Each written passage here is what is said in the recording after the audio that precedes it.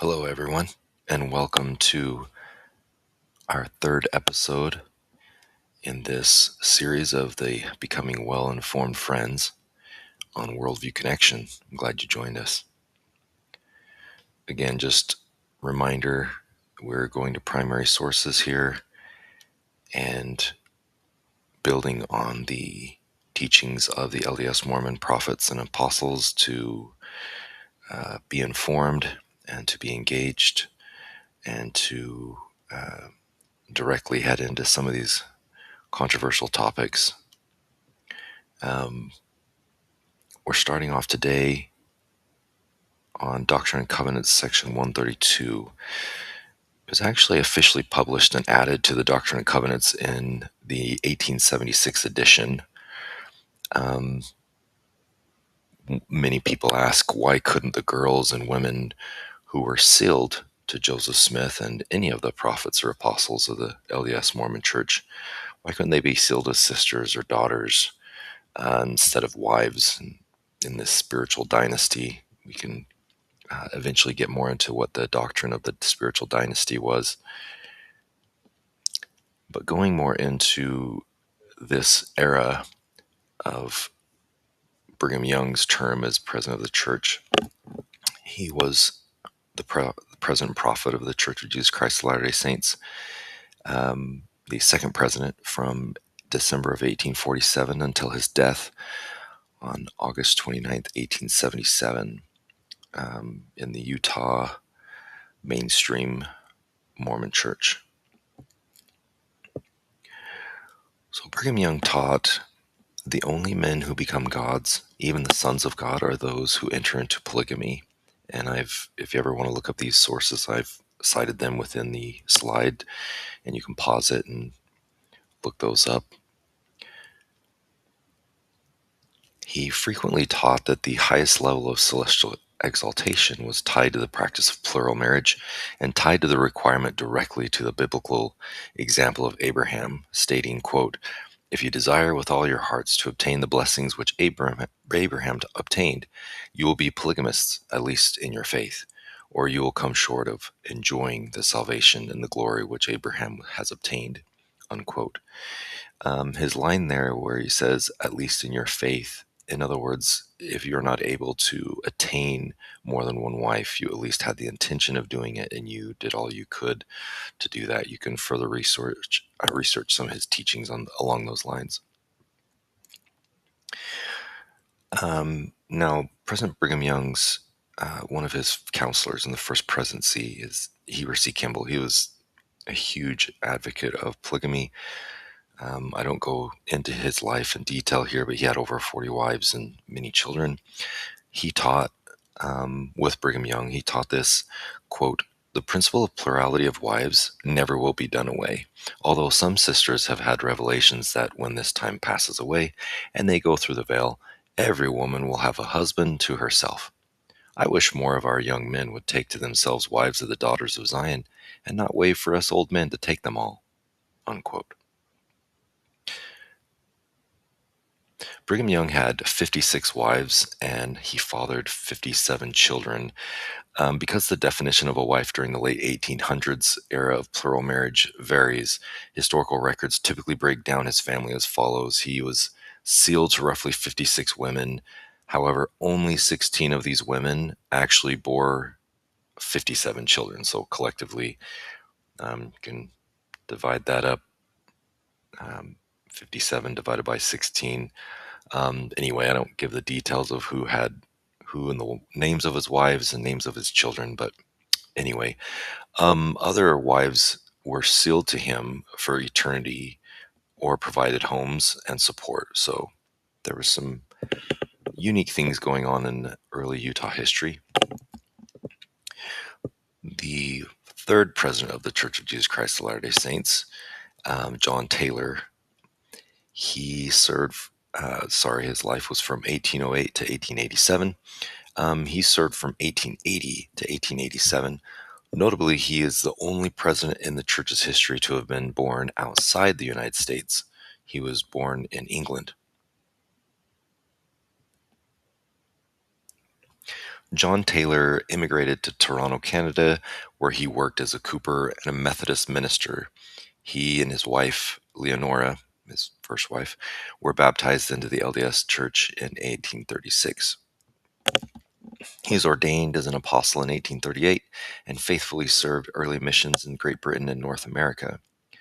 While serving as an apostle, President Taylor was a close associate of church founder Joseph Smith. He accompanied Smith to Carthage, Illinois in June 1844 and was seriously wounded in the mob attack that killed Joseph and Joseph Smith's brother Hiram Smith. Now, President Taylor's first presidency, again from 1880 to 1887, so just under a decade. Following Brigham Young's death, he led the Quorum of the 12 Apostles until his formal ordination as church president in 1880. He navigated a period of intense persecution as the U.S. government passed anti-polygamy laws. Many members were fined, imprisoned, or lost the right to vote. And this quote, if you want to pause it and look at this, it's pretty interesting. This is a quote from the LDS Church website on their gospel topics essay. It's the manifesto and the end of plural marriage. But it basically talks about how during this time, it only made their dedication to polygamy even stronger, their determination to live the Lord's commandment. They were definitely serious about this, and the federal government was definitely serious about shutting it down. In fact, you see this poster, $1,800 reward for John Taylor, and I believe, I apologize, I believe George Q. Cannon was his counselor in the first presidency.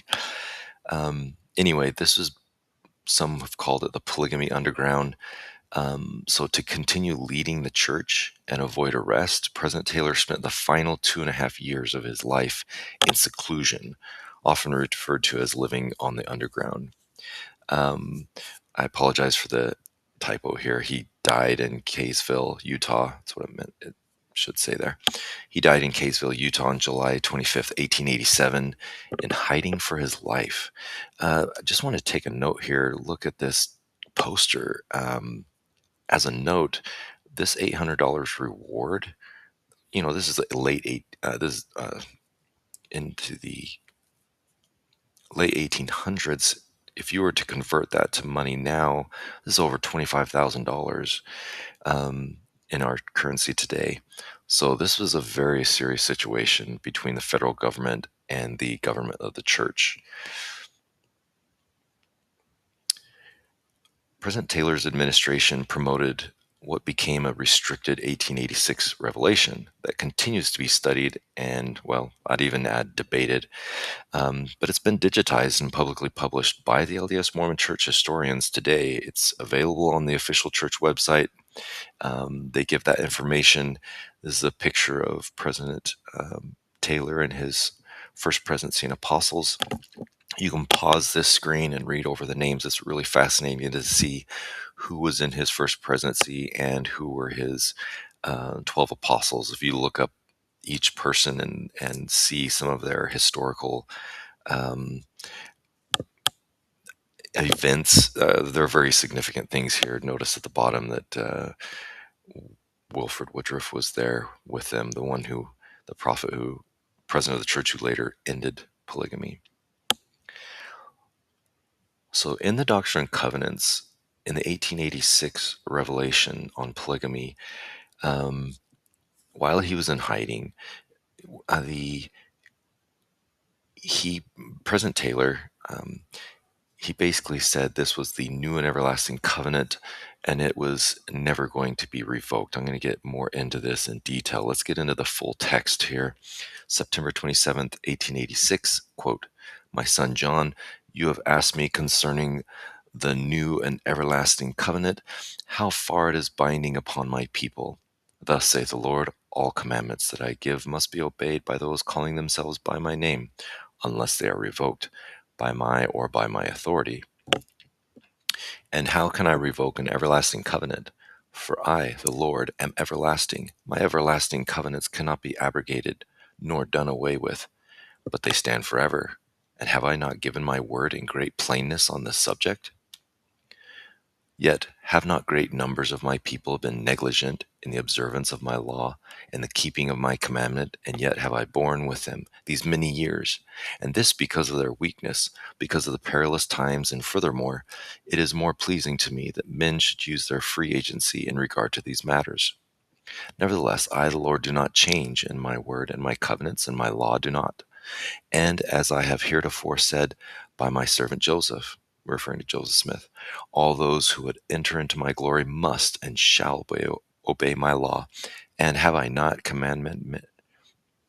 Sorry, this is based on the early text, and it's a little confusing at times, the wording. But the commandment meant that if they were Abraham's seed and would enter into my glory, they must do the works of Abraham. So the last part says, I have not revoked this law, nor will I, for it is everlasting, and those who will enter into my glory must obey the conditions thereof. Even so, amen. So you see this documented revelation came to President Taylor while he was in hiding from the federal marshals enforcing the anti-polygamy laws. This text affirms that the new and everlasting covenant of plural marriage was an eternal, unchangeable law that God would never revoke for time and all eternity. President John Taylor had at least 16 wives. The more well-known 7, his wives were 17 to 50 years old when they were married to him. They bore 34 children, and with one adoption, he had 35 in all, 22 sons and 13 daughters. Apparently, he did not live in an intimate conjugal relationship with several wives, serving only as a guardian, according to this BYU article research. So, again, we are building our knowledge and becoming well-informed friends. Refer you again to the Joseph Smith Papers Project. Many great resources there. And I thank you for joining us today. Hope you've enjoyed this episode with Worldview Connections. Again, you can pause and read through our disclaimer here. We do not represent the Church of Jesus Christ of Latter-day Saints, but I am citing historical primary sources here. Thank you for being with us. Please subscribe and click on the like, and let us know what you think. Please leave a comment below. Thank you. Have a great day.